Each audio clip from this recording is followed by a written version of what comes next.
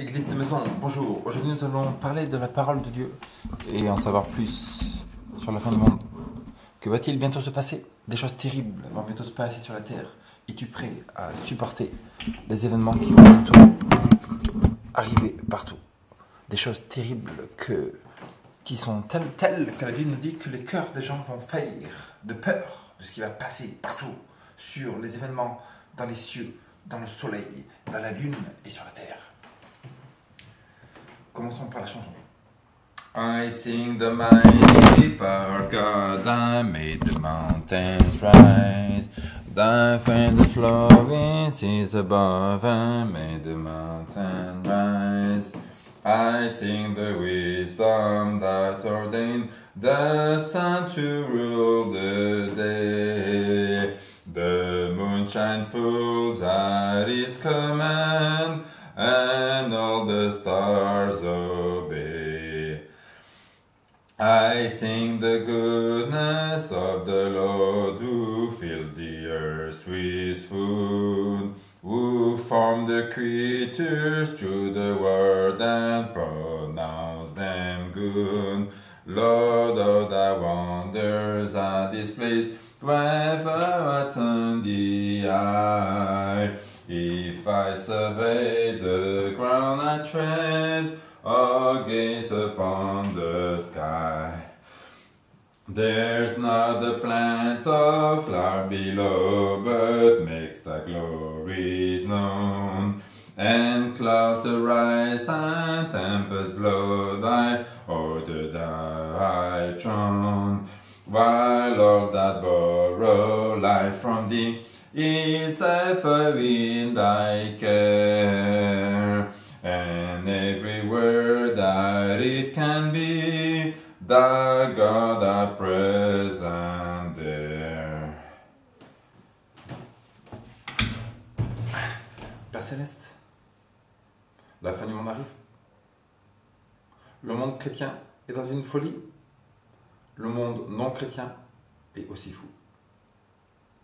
Ta parole nous dit que Babylone est tombée. Et par cela, je prie que le monde entier puisse suivre la vérité. Ce n'est pas une histoire de religion. Ce n'est pas une histoire d'athéisme, de croyance, d'église, de mosquée. Par cela, c'est une histoire de honnêteté, la vérité contre l'erreur. Aimer le bien ou rejeter le mal. Et cet amour, Père Céleste, seulement toi, tu peux l'infuser dans nos cœurs. Je prie, Père Céleste, que tu puisses infuser dans le cœur de mon gens sur la terre de faire le bien. Père Céleste, d'aimer, de faire des bonnes œuvres, car tu es bon, Père Céleste, tu donnes à tout le monde. Et la loi du paradis, la loi du ciel, c'est de faire le bien et rejeter le mal, Père Céleste. Et je prie, Père Céleste, que les gens qui écoutent puissent recevoir ta vérité, ta parole, et la comprendre, la mettre en pratique. Au nom de Jésus. Amen.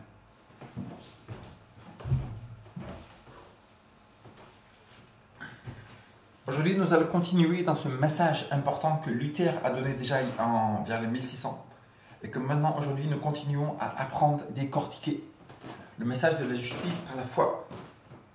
L'Église catholique de l'époque nous disait: faites des pénances, faites des pèlerinages, priez à Marie, Marie, Marie, Marie, Marie, Mère de Dieu, pleine de grâce, etc.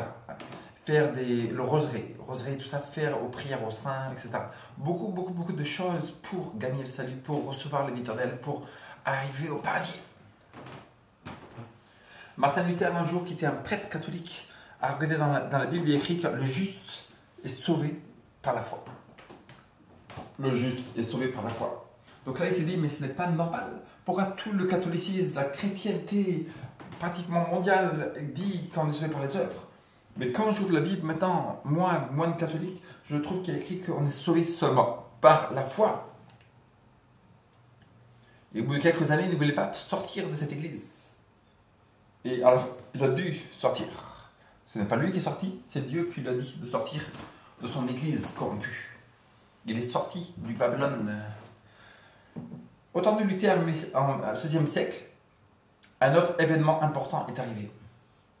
Ça veut dire que les Vaudois, la vraie Église de Dieu, depuis le 1er siècle, les apôtres du 1er siècle ont donné naissance à l'Église des Vaudois, qui a duré tout le Moyen-Âge. Si vous regardez l'histoire de l'église des Vaudois, vers le XVIe siècle, il en est resté tellement peu, où la plupart des Vaudois étaient tellement devenus corrompus et allaient à l'église catholique, qui acceptaient tous les dogmes de l'église corrompue, que Dieu a dû sortir un nouveau mouvement, c'est-à-dire le protestantisme avec Luther, Calvin, etc.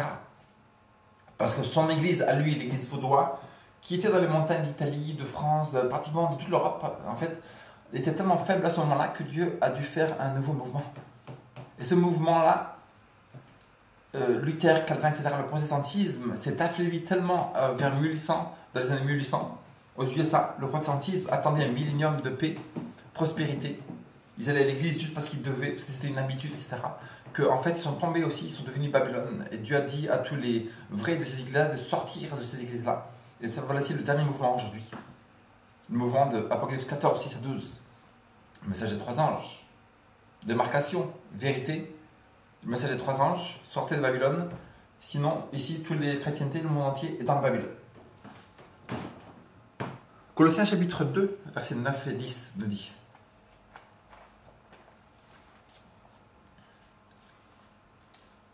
Colossiens 2, 9 et 10.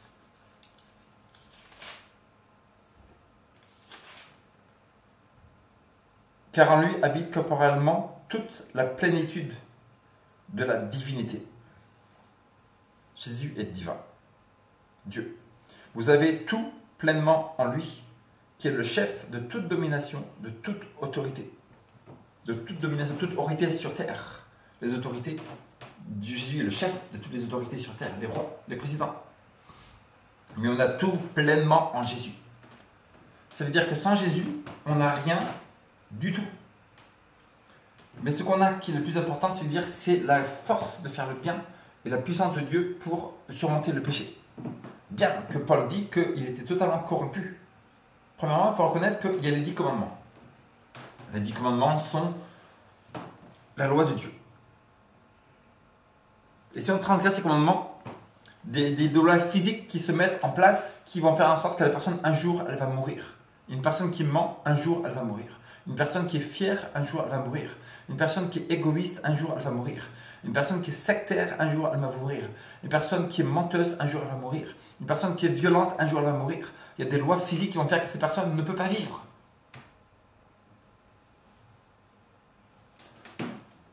Quand Dieu a dit à Adam et Ève, si vous mangez, vous allez mourir. Adam et Ève, ils ne sont pas morts du jour au lendemain.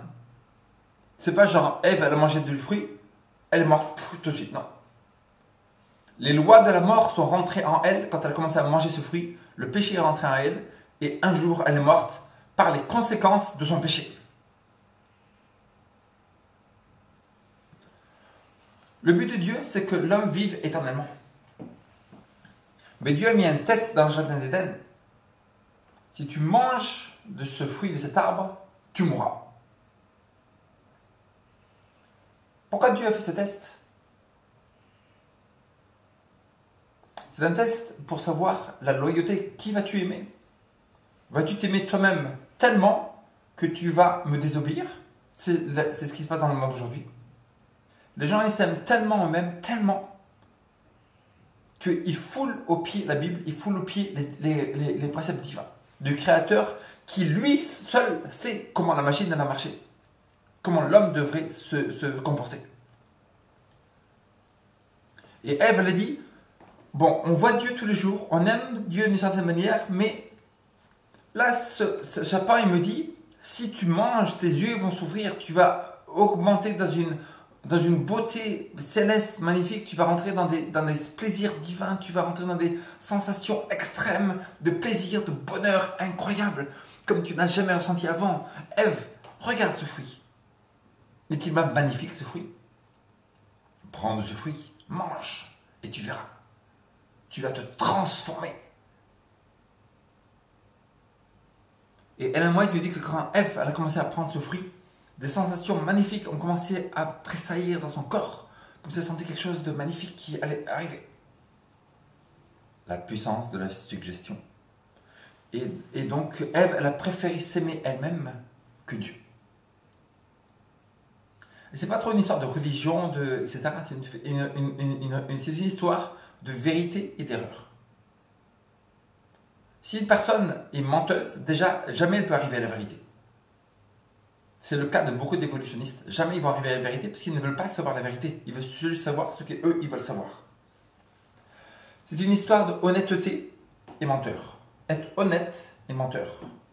Si on est honnête, on dit, tiens, c'est la vérité, je vais la suivre. Je croyais d'autres erreurs avant, je croyais d'autres faussetés avant, etc. J'étais évolutionniste, j'étais islam, j'étais athée, j'étais babylonien. Maintenant, je reconnais ça, je suis la vérité. Une personne qui est malhonnête, elle peut être religieuse, malhonnête, elle ne va pas suivre la vérité, et donc elle tombe dans les erreurs. Les 10 commandements que Dieu a donnés, c'est pour nous montrer nos erreurs en nous. Ça veut dire qu'une personne athée, par exemple, qui n'a jamais connu les 10 commandements, elle ne sait pas que son caractère il est sali, il est totalement corrompu.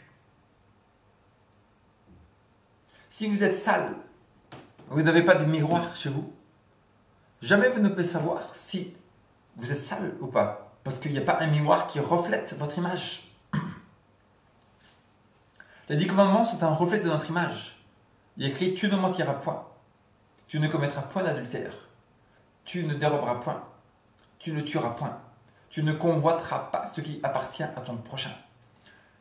Tu n'auras pas d'autre Dieu devant ma face. Je suis Dieu et tu n'es pas Dieu toi-même et tu n'adoreras pas un autre Dieu. Quand on voit tous les 10 commandements, ça nous reflète que nous, en fait, on est pécheurs, on est corrompus.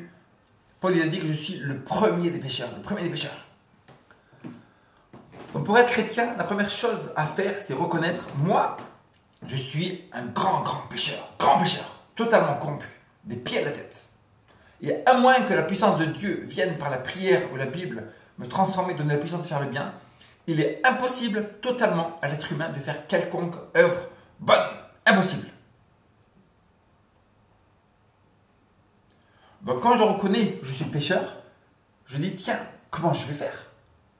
J'ai besoin d'aide de personne, de quelqu'un, n'est-ce pas? Si je vous pose la question, as-tu déjà menti? Si tu es honnête, tu vas dire, j'ai déjà menti. As-tu déjà volé? Si tu es honnête, tu vas dire, oui, j'ai déjà volé.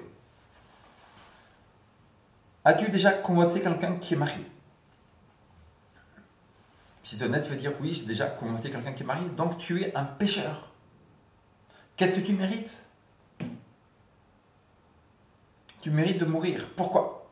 Car le salaire du péché, c'est la mort. Quelqu'un qui pêche mérite de mourir. Tu as déjà péché, tu mérites de mourir. Quelle est la solution?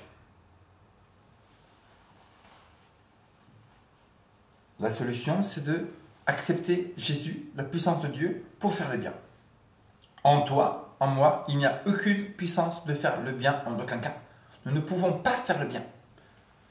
S'il y a des œuvres qui sont faites par des athées un peu partout sur la terre, elles sont entachées de désirs charnels pour être glorifiées, pour être vues du monde, pour que les gens disent oui, lui, il est bien. Donc en Jésus, nous avons tout et sans lui, nous ne pouvons pas. Pourquoi le christianisme est corrompu? Pourquoi le judaïsme est corrompu au temps de Jésus? C'est parce que les pharisiens n'ont pas reconnu en eux-mêmes qu'ils étaient des pécheurs. Et c'est le cas de beaucoup de chrétiens aujourd'hui. Le grand christianisme, il se croit bon, je suis bon. Une personne qui dit qu'elle est bonne, elle est corrompue, elle est menteuse. La Bible nous dit dans 1 Jean, il y a écrit que celui qui dit qu'il n'a pas de péché est un menteur. Et la vérité n'est pas en lui. La majorité du monde aujourd'hui, même les athées en France, ils se croient bons. Ils se croient bons, ils se croient dans la bonne voie. Ils sont corrompus totalement. La Bible nous dit, car personne ne peut faire le bien. Il n'y a personne qui fait le bien, pas même un seul. Le pape en premier est l'homme un des hommes les plus corrompus du monde. Et aux yeux des gens athées, ils sont totalement fous. Ils croient que cette personne-là est bonne. La Bible nous dit, il s'appelle l'homme de péché. C'est le pape n'est pas seulement celui qui pêche, qui fait des péchés de temps en temps. Parce que les gens ils croient que même pas qu'il ne pêche pas, qu'il est infaillible. Pas seulement le pape n'est pas infaillible, pas seulement le pape est un pécheur.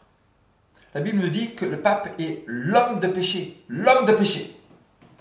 Ça veut dire que comme Dieu est amour, ce que Dieu est, son caractère, tout ce qui émane de Dieu, c'est tout est amour. La Bible dit que le pape est péché, que le pape est l'homme de péché. Ça veut dire que tout ce qui émane du pape, c'est du péché qui sort, du péché partout. Le pape, il parle, c'est péché. Le pape, il sent, c'est péché. Le pape, il va se coucher, il pêche. Le pape, il se lève le matin, il va pécher. C'est l'homme de péché.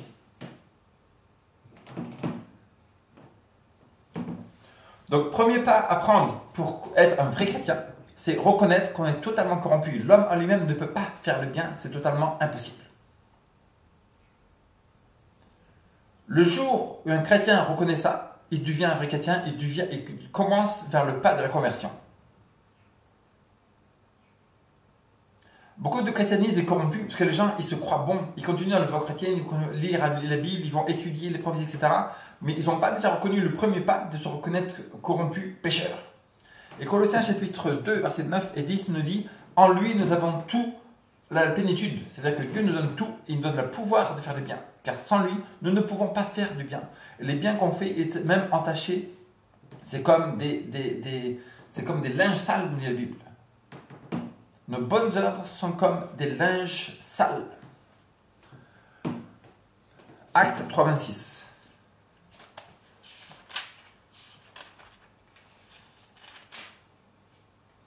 C'est à vous, premièrement, que Dieu, ayant suscité son serviteur, Jésus-Christ, l'a envoyé pour vous bénir. Et pourtant, je dis, moi, j'ai besoin de rien en France. Moi, je suis parisien, j'ai besoin de rien. Non, c'est bon, j'ai pas besoin. Gardez vos trucs là, j'ai pas besoin. Non, c'est bon. Pour vous bénir. Ça veut dire quoi? C'est-à-dire que les gens, ils ne s'en rendent pas compte qu'ils ont besoin de quelque chose. Et que si Jésus n'était pas venu pour les bénir, il serait dans quoi? La malédiction. Une personne qui marche dans la rue qui n'a pas Jésus-Christ, elle est dans la malédiction, elle est dans le malheur, elle ne sait pas. C'est une personne qui est morte, vivante. Partout dans les rues, vous voyez des gens, ils vivent, mais ils sont morts.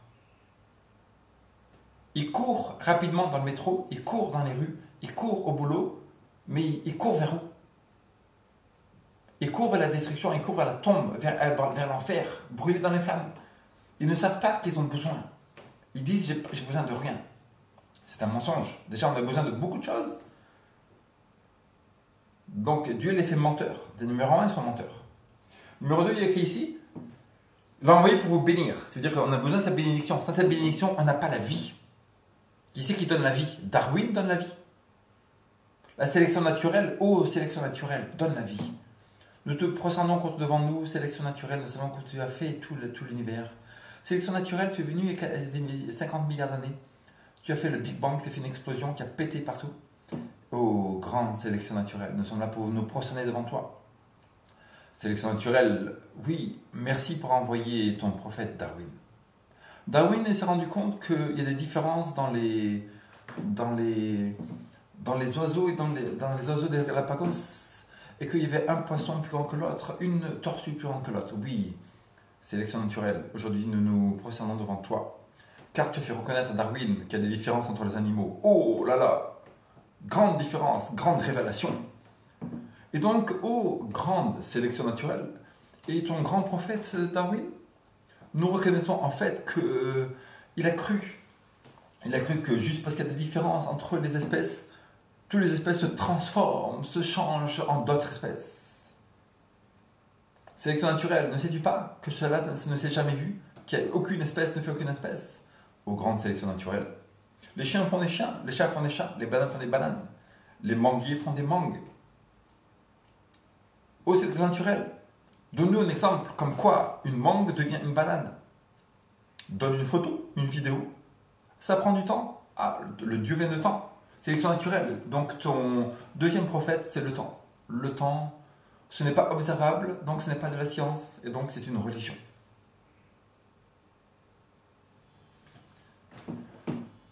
Il a envoyé pour vous bénir en détournant chacun de vous de ses iniquités. C'est-à-dire que Jésus il est venu pour nous bénir, pour faire quoi? Pour détourner chacun de vous de ses iniquités.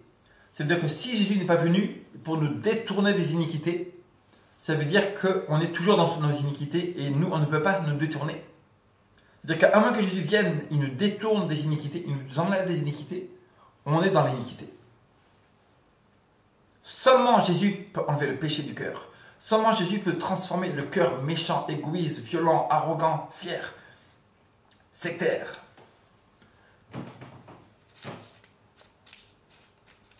Jean 1,12.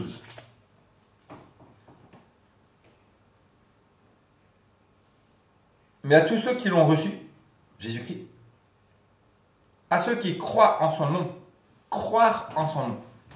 C'est quoi le nom de Jésus? Dans le mont Sinaï, Dieu a dit à Moïse, l'Éternel, miséricordieux, grand, c'est-à-dire que le caractère de Dieu est miséricordieux, bon, patient, c'est toutes les qualités impressionnantes de Dieu. Humble, honnête, vrai, pur. Donc tout ça, c'est le caractère de Dieu, c'est le nom de Dieu. De ceux qui croient en son nom. C'est-à-dire que Dieu nous demande d'avoir son caractère, être comme lui. Et que si toi et moi, on n'est pas comme lui, on peut nommer le nom de Jésus tous les jours, on terminera dans les flammes de l'enfer, sûr et certain.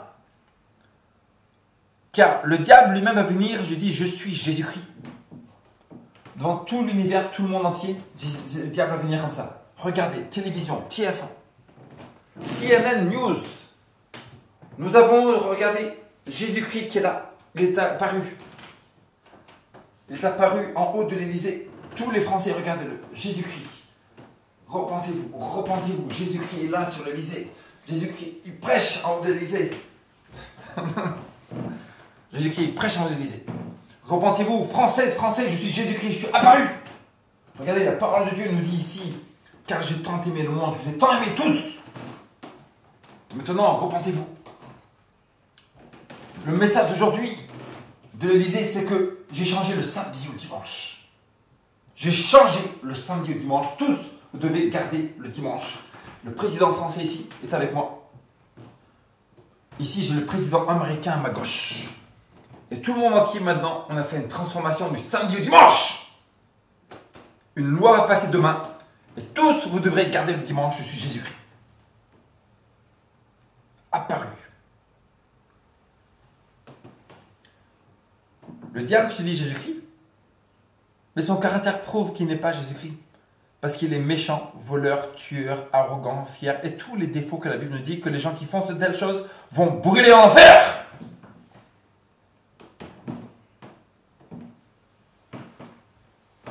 À tous ceux qui l'ont reçu, qui croient en son nom, elle a donné le pouvoir de devenir enfant de Dieu. Ça veut dire que si tu crois en Jésus, ça ne suffit pas pour recevoir le pouvoir de devenir enfant de Dieu. Le fait de devenir enfant de Dieu, ça veut dire de recevoir son nom, recevoir le caractère de Jésus-Christ, humble, doux, patient, honnête, pur, saint, aimant, pardonneur. Tous les bénéfices de son caractère. Dieu c'est Dieu qui te donne le pouvoir de devenir enfant de Dieu. 2 Pierre 1,4.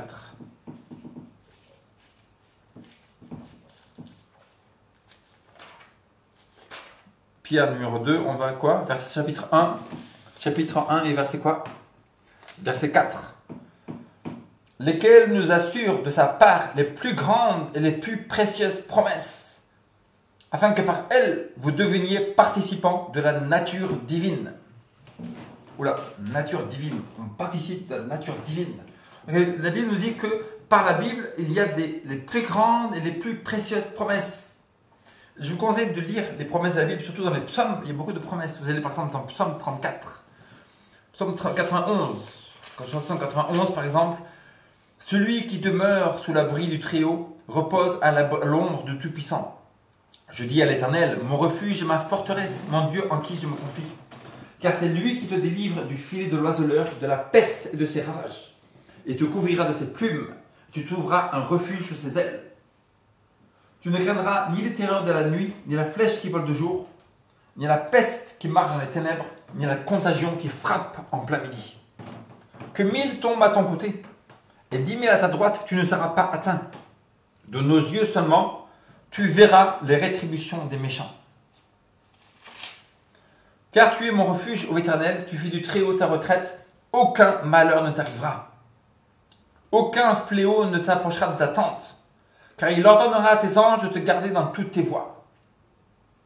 Ils te porteront sur tes mains de peur que ton pied ne heurte contre une pierre.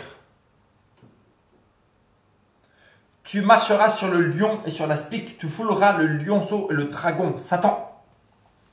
Puisqu'il m'aime, je le délivrerai, je le protégerai puisqu'il craint mon nom. Il m'invoquera et je lui répondrai. Je serai avec lui dans la détresse. Je le délivrerai et je le glorifierai. Je le rassasierai de longs jours et je lui ferai voir mon salut. 91. 34 par exemple, donc c'est rempli. Psaume 34. Ça, c'est pas juste des paroles de Dieu, ça s'appelle des promesses. Ce que Dieu dit, ces choses-là, il les accomplit dans ta vie. Psaume 34, par exemple, quand un malheureux crie, verset 7, l'Éternel entend et il le sauve de toutes ses détresses. L'ange de l'Éternel campe autour de ceux qui le craignent et les arrache au danger. Sentez et voyez combien l'Éternel est bon. Heureux l'homme qui cherche en lui son refuge.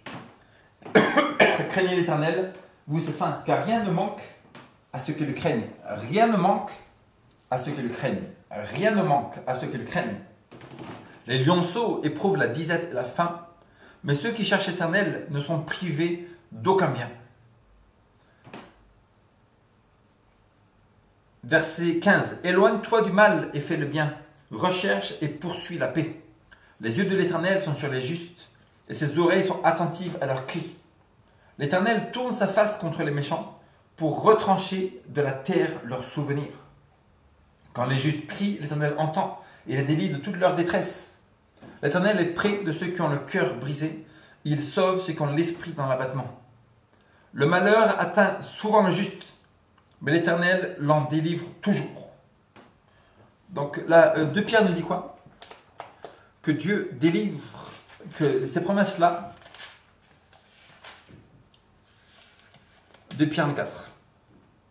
Puis une promesse, afin que par elle, par ces promesses, vous deveniez participants de la nature divine. Par la parole de Dieu, vous pouvez recevoir la nature divine. C'est pas qu'on va devenir divin.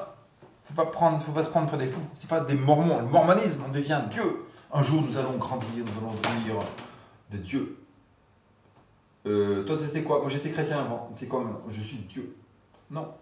C'est du blasphème. Blasphème, Dieu il va tuer les gens qui prennent son nom. Donc, on va devenir des dieux. La Pierre est en train de dire que la Bible a le pouvoir, par la sainteté, par les paroles qui sont. Ces paroles-là ne sont pas des mots, ces paroles-là sont spirituelles. Ils ont le pouvoir de transformer une personne spirituellement. Et c'est-à-dire que par la prière, on reçoit cette puissance-là. Cette puissance-là, on va recevoir quoi? La nature divine. Ça ne veut pas dire qu'on va être divin, mais qu'on peut être Dieu nous transforme pour devenir comme lui. À moins que vous soyez comme lui, vous ne reverrez pas le paradis.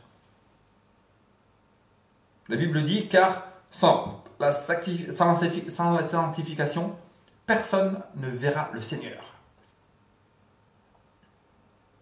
Il y a beaucoup de gens qui disent, oui, moi je crois en Jésus, ça me suffit. Non, non, non. La Bible dit, sans la sanctification, personne ne verra le Seigneur. C'est-à-dire que si une personne est menteuse, si une personne est voleuse, elle est arrogante, fière, fausse, elle est traître, elle est sectaire, comme Romains chapitre 1, tous les chapitres 1, elle est dépourvue d'intelligence, elle est fanfaron, elle rigole de tout, comme tu rentres dans le métro. Tu rentres dans le métro, les gens tout le temps ils sont rigolés.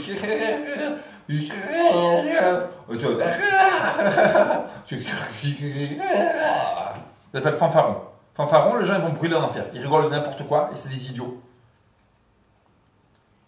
La cupidité, la méchanceté, les gens qui sont méchants. Et tous les jours, dans la rue, les gens ils croient que c'est cool d'être méchant. Ça c'est important, c'est important. C'est important parce que ces gens-là vont brûler en enfer. C'est une des principales raisons pour laquelle Dieu va brûler ces gens-là. Ils aiment la méchanceté. Et les autres gens vont dire, regarde, lui il est méchant, lui il est cool d'être méchant. Il est cool, regarde-le. Il est respectable. Non, il n'est pas respectable. Cette personne-là, elle mérite de brûler en enfer. Les gens que Dieu approuve, les gens qui sont nobles, c'est les gens qui ont le caractère de Dieu, qui est bon, aimant, pardonneur, qui ont toutes les qualités de Dieu. Si une personne elle est méchante, elle n'a aucune valeur pour Dieu. Elle vit pour mourir. Et dans quelques mois, quelques années, elle va brûler en enfer. Dieu attend seulement le bon moment pour que ces personnes, elles brûlent. Il attend parce qu'il est miséricordieux. Il attend pour voir si ces personnes, peut-être un jour, elle va tourner pour aller dans le bien. Mais si elle continue dans le mal, si elle continue à être méchante, elle va brûler. Car Dieu ne peut pas supporter une personne méchante à rentrer dans son paradis. Imaginez-vous. Le paradis, tout est paix, tout est bonheur, tout est prospérité. Le personne va commencer à pousser les gens au paradis comme ça. Elle pousse comme ça les gens au paradis, etc.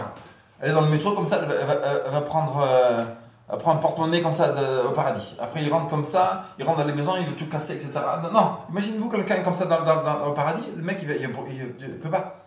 Dieu doit tuer cette personne. C'est pas que Dieu n'aime pas cette personne, c'est que si cette personne-là ne veut pas se changer, ne veut pas accepter les lois de l'univers qui est l'amour, la paix, cette personne doit mourir parce que Dieu ne peut pas accepter, faire rentrer dans le paradis qui est tout paix, quelqu'un qui est mauvais, qui est méchant. C'est-à-dire que la seule solution, c'est que Dieu tue cette personne pour nettoyer son paradis, pour que ses enfants au paradis ils soient en paix.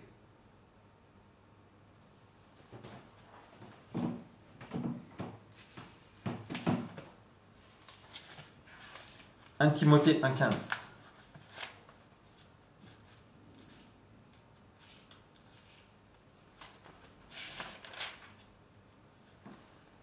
C'est une parole certaine et entièrement digne d'être reçue. Que Jésus-Christ est venu dans le monde pour sauver les pécheurs. Jésus est venu faire quoi? Sauver les pécheurs. Donc si c'est Jésus qui sauve les pécheurs, si l'homme pouvait se sauver par ses œuvres, Jésus il a dit, ah tu te sauves par tes œuvres? Tu veux te sauver par les œuvres? Ok c'est bon, je reste au paradis.